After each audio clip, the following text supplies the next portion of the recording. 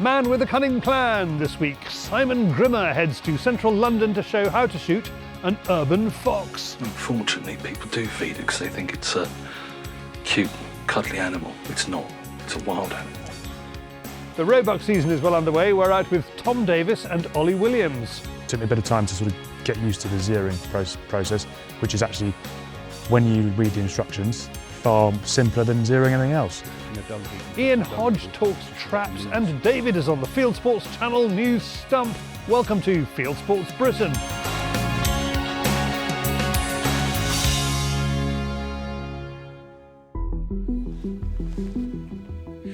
This might look like something out of The Day of the Jackal.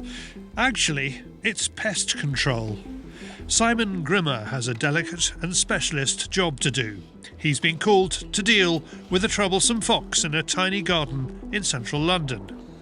The exact location is a secret. We're in a very expensive street just a few hundred metres from Chelsea Harbour. Some of the neighbours have encouraged this particular fox, putting out food and even allowing it to sleep on the sofa. The fox that's in here has been attacking the owner's dog. And people say, oh no, foxes don't attack. Yes, they do. I've had them take owners' cats. I've had them go into owners' houses. There was actually a complaint here of the fox going into the owner's house and making itself at home because the neighbours were feeding it. Unfortunately, people do feed it because they think it's a cute, cuddly animal. It's not. It's a wild animal. I love seeing foxes out in the wild, away from anywhere else. In urban situations, they shouldn't be around. They should have a fear of man and keeps them safe. Unfortunately, they don't, so this is where I get called in. The garden is tiny, just 8 metres long by 4 wide. Flats and houses overlook it on all sides. That presents a whole set of problems. Simon has it all worked out. He has brought his own backstop, bags of builder's sand. He sets up an infrared floodlight that covers the whole garden. So with the outdoor light on, it just makes it easier for me. So that when we're working, you don't have to have any more additional weight. You don't need too much more additional bits and pieces bolted onto the actual rifle himself. So yeah, let's go and carry and set up. There's also a thermal connected to a laptop so he can keep watch from his seat. Simon sets up his shooting position well back in the room. So all I'm doing is just making sure that right now I can see everything clearly in the garden. I've got safe backstops. He's shooting a 2.2 Sacco Finfire with a PARD night vision scope, plus moderator and subsonic ammo to keep noise to a minimum. Winchester 40 grain subsonics. They are absolutely superb. Simon already zeroed the rifle at the correct distance. He takes a test shot to make doubly sure.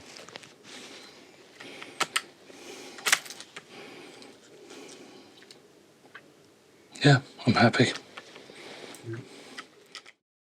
With everything ready, it's time to set the bait. A tin of sardines. Break them up a little bit so it stops them from picking it up and running away. That's safe. That's safe. At the end of the day, it's all about safety.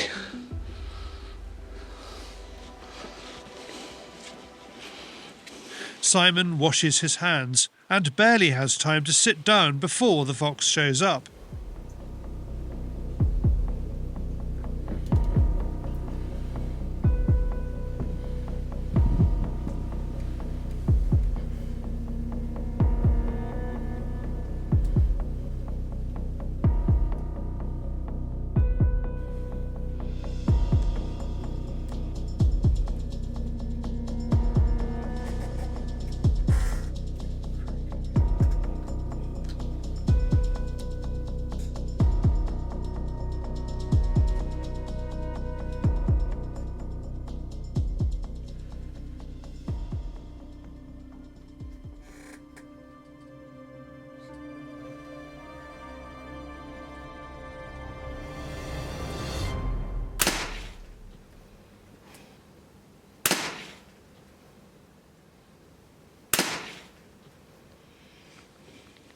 Well, at least the owner's dog will be safe now. That's the job done in no time at all. We do have a long wait ahead, partly in case there's another fox, and also because Simon wants to be sure the neighbours are in bed before he goes down the garden to fetch the carcass for disposal. In the meantime, the local cats are intrigued by the smell of sardines, but can't quite pluck up the courage to jump down next to the dead fox. A couple of hours later, Simon is confident he won't be spotted. He collects the fox and tidies up, leaving no trace of what has happened. With any luck, the neighbours will never know. It's all superbly discreet, essential with this type of specialist, urban pest control and sensitive fox-loving neighbours. You can find out more about Simon's fox control work at his website, foxmanager.co.uk. Thanks, Simon. How would you approach an urban fox shoot? Comments below, please. Now, what's in this week's Fieldsports Extra? A former Prime Minister, a good crowd at a hunt, and my dad. The desert is advancing as fast as a crawling child. And there is more from my dad in this week's podcast too, link below. This week's Fieldsports Extra prize draw is for bags. A Browning rucksack plus a cool bag, kindly sent in by a member in the United States, useful for those hot quail hunts. Find out how to enter the draw in Fieldsports Extra, the exclusive behind-the-scenes show for members that goes out to them on Tuesday nights. Link to membership below. Now with insurance and with Layla from the Fieldsports Advice Bureau, FAB. Next up, bronzing in the Mediterranean sun. See if you can spot a palm tree. It's David on the Fieldsports Channel News Stump a la Playa. This is Fieldsports Channel News. Hunters are taking legal action after a hate-filled rant against them in a national newspaper. The Mirror newspaper put the stalking show on its front page, held a week ago at the Staffordshire Showground, calling it a stomach-churning fair. Under UK discrimination laws, newspapers are allowed to whip up hatred against non-protected groups, such as hunters. However, under copyright laws, they are not allowed to use third-party photographs without negotiating a reproduction fee. With the permission of copyright holders that the Mirror ripped off, Fieldsports Channel has begun an action against the newspaper's parent company, Reach plc. South Yorkshire Police have confiscated more than 80 dogs from a house in Doncaster. The animals, along with 2 cats and a chicken, were surrounded by faeces and filth, according to police officers and the RSPCA. In total, there were 78 Springer Spaniels, as well as 4 other breeds of dog, South Yorkshire Police said. According to early reports, the police said the animals could have been stolen for breeding. Thanks to Danny Boyle for the story. A photographer has captured a picture of a sea eagle taking a lamb. In a post on Facebook, a woman from the Scottish West Highlands reports that a sea eagle comes over every morning at the same time. It took this lamb alive, leaving the ewe distraught. She adds, heartbreaking to see, and at this rate, there won't be a lamb left. Should hunting be a protected belief? Hunting Kind is carrying out a survey to support its attempt to safeguard hunting as a heritage activity. The organisation is collecting statements of philosophical belief that hunting can be a protected characteristic under the 2010 Equality Act. Link to the survey below. UK national parks have joined in with warnings of a catastrophic risk of wildfire. Park rangers from the South Downs to the Highlands said the prolonged warm weather and breezy conditions had left large areas extremely dry despite recent rain and burned large areas. The National Fire Chiefs Council stopped short of criticising the conservation industry for creating fuel load through rewilding, but it calls for greater emphasis on the importance of land management. What happens when you ban hunting? In a new documentary, US YouTube channel Blood Origins traces the history of Botswana's 2014 hunting ban, its dire effect on wildlife, and the later repeal of that ban. Blood Origins premiered its 40-minute film at a screening in Botswana and is now available to view on YouTube, link below. And we gave a premiere to Botswana journalists and Botswana members of parliament last Tuesday. And one of the ladies that was there, a journalist, after the documentary, she was in tears. And one of our colleagues went up to her and said, you know, what's going on? She was like, man, I had no idea. And then she said, consider me one of the converted. Colorado is to ban ammunition vending machines. A law signed by the Democrat Governor Jared Polis requires ammo to be accessible to customers only with the help of a store employee. Starting in July 2026, it must be kept behind counters or in locked shelves. And finally, police in the USA have had to deal with a turkey terrorising a chemist shop.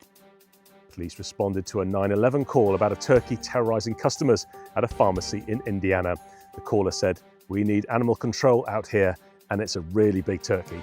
An officer successfully grabbed it and marched it off the premises. Thanks to Per Holmseth for the story. You are now up to date with Fieldsports Channel News. Stalking the stories, fishing for facts.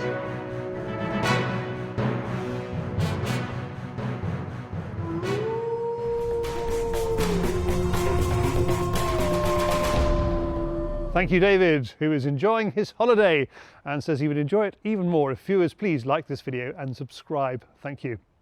Now, there's a week left to go on April's raffle prizes at fieldsportscompetitions.co.uk with plenty of unsold tickets.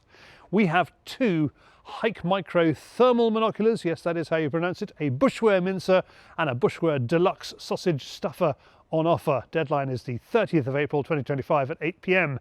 Visit fieldsportscompetitions.co.uk. Next, let's go high-tech and see if we can bag a Roebuck.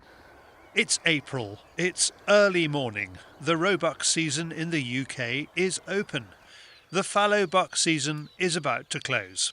Tom Davies from Dartmoor Deer Services needs carcasses all year round for his venison business.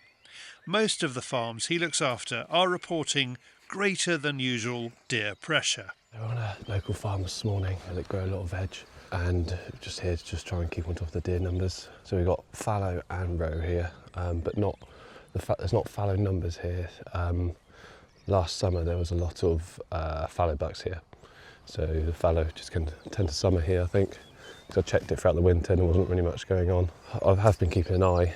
I haven't seen them up until about 5 weeks ago, but we got here this morning and the signs of fallow. We've got some nice big valleys here. There's a lot of nice food for the deer, so we would keep going around and hopefully catch up with a few. On mornings like this, Tom is part man, part thermal spotter, with his pulsar merger binos glued to his eyes. You see just a tip of a tree right on the horizon, come down from that to the hedge, then about 10 yards to the right. It's a little roebuck. And there's just a little roebuck browsing on the little hedge there at the moment. Doesn't look like anything fancy, so there was another one in this gully here, 240 yards. Trouble is, the lower we go, he's not going to be safe. I'm thinking of going over to that fence line there. We're going to knock off a fair bit there. Good plan. Didn't work. Tom walks in a wide arc up one side of the valley, down the other, and after an hour, back to the car. As well as his pulsar thermal, Tom has a new deer spotting device. It's the DDS Airborne Division. This morning we've had a stalk, done these valleys here. 2 valleys we've looked in, one small, one very, very big. We've seen animals. They may move back into where we've stalked. We can save ourselves an hour, a lot of energy, have a coffee, and send this up. Devon does have very, very big, deep valleys. You can spend a lot of time, or even, for me, business times money, wasting time looking for animals, whereas I could do a lot of ground with that, see what's around, see what's there, and then make a plan of how to stalk. I haven't had much issues with scaring deer with it as such, it doesn't really spook them. They look up at you sort of thing, but obviously I'd just go from deer's reaction. If it's looking at me or looking at the drone and it's quite switched onto it, I'll just back away so I don't spook it as such. On this occasion, the drone confirms what Tom sees on the ground. No deer. It does give him extra information. I just picked up with the drone some fallow damage on the vegetable crop. I don't know what the veg is they're growing there, but you can see where they've been running through it, running around in circles. So that's another thing that we've seen. So we know there's fallow coming in there. So that is the good thing of the drone being up above looking down. You do see things like that which you wouldn't see unless you actually walked over it. So when I first come here at the start of last season, there was about, I'd say 40 fallow bucks all in this valley here. And yeah, I think it was 11 I took off in the first hit, and obviously that pushed them off. This ground is a long way from any main forestry, so the fallow bucks have just come from the forestry, followed the valleys down, and just spent the summer here. We've seen a couple this morning, so I'm guessing they will do the same. I would have thought more will come. They do tend to come back to where they like their summer. There's a lot of lovely veg here for them. We leave Devon. I have a date further west, in Cornwall, with Tom's friend Ollie Williams. No fallow on this estate. Ollie's aim is to find one Roebuck to send to his game dealer. He also has a tech upgrade, a new thermal scope. Well, I've shot 2 foxes with it, so that's been it was successful. It took me, obviously being my first thermal scope, it took me a bit of time to sort of get used to the zeroing process, which is actually, when you read the instructions, far simpler than zeroing anything else. But of course, me being a man, thinks, no, I don't need to do these instructions, so just completely freestyled it and ended up spraying bullets all over the target. But no, once I figured it out, it was very simple. So, Are you going to go as far as to advise other men to read the instructions, or is that too much? I would never advise another man to read the instructions, because that would truly emasculate them in every respect of the word. The reason I've got this thermal scope predominantly is to shoot foxes. Which is to manage the fox control for the pheasant shoot, and obviously that would be very, very significant coming up when the cub starts to get out the ground, and that's what it's for. So, but I truly want to see what it's like with deer, just because obviously I use a thermal spotter, but then I'm always transferring to glass. But I do want to shoot a deer with one just to see, what the difference is. The trouble is, it's my worry with thermal is with fox it's brilliant, and it's basically a cheat code for shooting foxes. But with deer, not only is there a danger that you may creep into hours you're not supposed to be in, but also it's the danger is that can you actually identify that deer, because you can't really see the antlers because they don't show up on the thermal. Can you so that's when your glass is actually invaluable to truly that's why I've got binoculars. Don't get me wrong. I'm not just going to stroll up and shoot the first deer I see. I'm going to check firstly it's a buck, and secondly it's a shootable buck and not a gold medal. The first animals we spot are, like Tom's, at some distance across a valley. So thermal was at 0, human eyes 1. I spotted a deer with my human eyes, which is a lot for a modern stalker. But yeah, I spotted 3 up there, quite a long way away, right on the top corner of that field. But the trouble is, I want to call that a plan B, because I think there'll be more here. It's only going to be a yearling buck, if anything, because I think it's a doe and 2 followers. Don't get me wrong, I'd rather shoot that than a big buck, but to get to them with the right wind, we've got to go straight across the valley through untold woes of bramble and gorse and mud, and there's also an Airbnb there, which is fine. Right, we're going to call that a plan B, more importantly, and we're going to go up to that wood, stalk around the back of that wood. The wind's going to come across us, and the wind will probably fan around the wood. So, but then again, even that's a pretty rubbish way to stalk, because then you're skyline the whole way over. So, worst problems to have, though. Worst problems to have. Consumed with doubt though he is, Ollie commits. Along the way, he spots something in the wrong place. You seen someone up to no good? Oh, it's a white van, a white truck has just pulled into my field. Ollie calls in security, his dad. Are you at home? Yeah. Do you want to go up to Little Cut Mallet? There's a white truck that's just pulled into the field. Happily, it's a false alarm. So the great thing about stalking is you can keep an eye on the ground, and it was the person we're paying to deal with moles.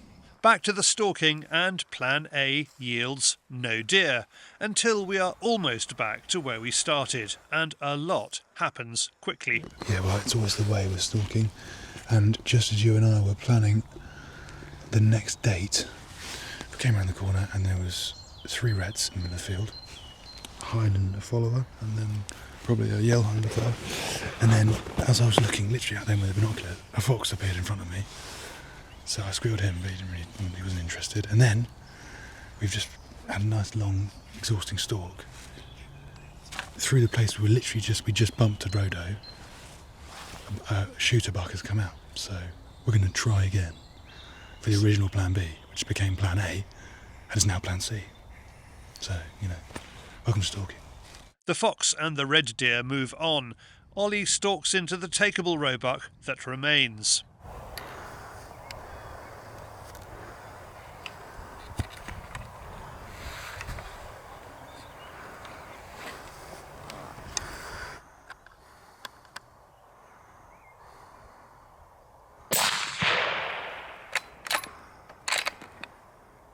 He's looked at us, didn't he? He's stared at us straight on. And I've obviously just had to get up on the sticks and take the shot, so... You got it? Job done. It is exactly the kind of low-grade buck Ollie wants in his chiller and not in his fields. And the thermal scope does what he hopes. Test is complete. He puts the carcass into the chiller for collection by the game dealer. For more from Tom, go to dartmoordeerservices.com. Ollie's website is lanhydrockestate.com. Thanks, Tom and Ollie. Staying in the southwest, next, it's traps. Ian Hodge explains how his gun shop, Ian Hodge Fieldsports in Cornwall, started off selling animal traps.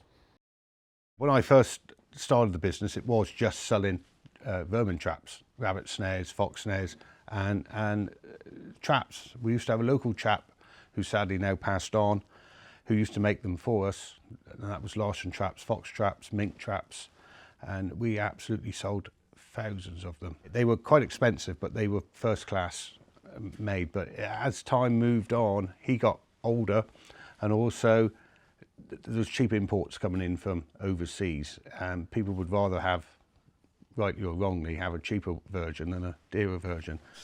Two of these traps made in this country. I think that one is made overseas. This is a traditional monarch wrap trap.